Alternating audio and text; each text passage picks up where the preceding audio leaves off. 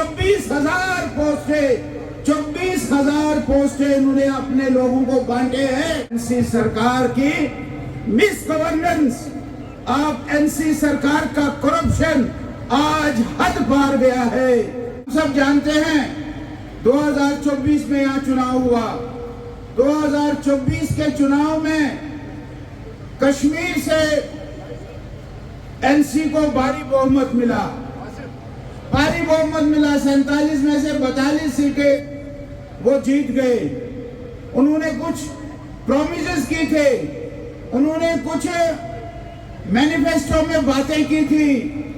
आप सब जानते हैं कि आज तकरीबन 2 साल होने लगे। इन 2 सालों में वो प्रॉमिसेस जो है वो कहीं नहीं उतरे हैं। उन्होंने कहा था कि हम 200 यूनिट बिजली फ्री देंगे।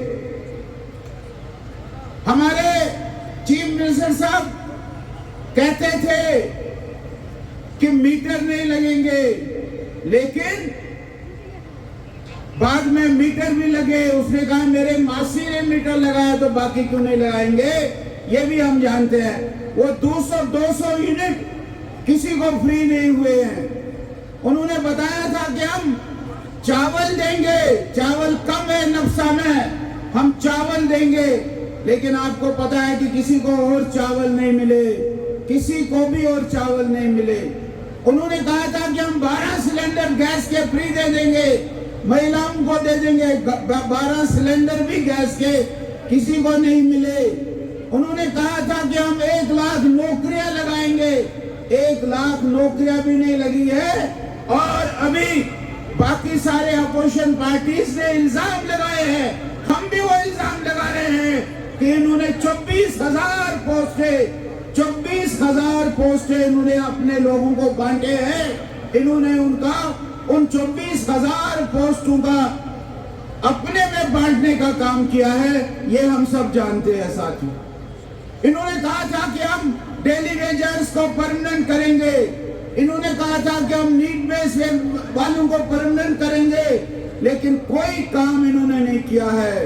एक दिन उमर साहब बोल रहे हैं कि मैंने कहा था कि जो मोदी जी की स्कीम है, सोलर की, वो सोलर पैनल्स में घरों में लगाऊंगा, उससे लोगों को 200 यूनिट बिजली फ्री हो जाएगी। ऐसे इनके बयान है साथियों। ऐसे एनसी आज नंगी हो गई है, एनसी आज खाली हो गई है। आप एनसी सरकार की मिस गवर्नेंस, आप एनसी सरकार का करप्शन आज हद पार गया है। हमारे रविंद्र रैना जी, जो भारतीय जनता पार्टी के बड़े नेता है, जो भारतीय जनता पार्टी के पूर्व राष्ट्र प्रदेश अध्यक्ष है, उन्होंने कल वीडियो में इस बात को कहा है कि ये जो ट्रांसफर्स कर रहे हैं, एक ही डिपार्टमेंट इनका है, वो है ट्रांसफर्स का। उस ट्रांसफर्स में ये पैसे लेते हैं। अगर इनकी ताकत है तो बताए रविंद्र रैना को कि आप गलत हो। इन्होंने अपना मुंह नहीं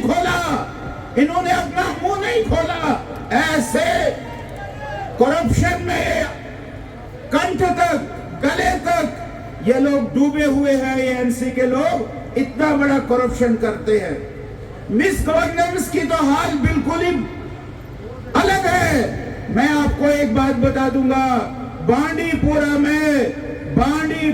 में 10वीं और 12वीं के रिजल्ट आ गए, और गुरेज के स्कूलों में 0% रिजल्ट आ गया। वहां नई डीसी आ गई। डीसी ने वहां चीफ एजुकेशन ऑफिसर को कहा कि ये क्या हो गया, क्यों 0% रिजल्ट आ गया।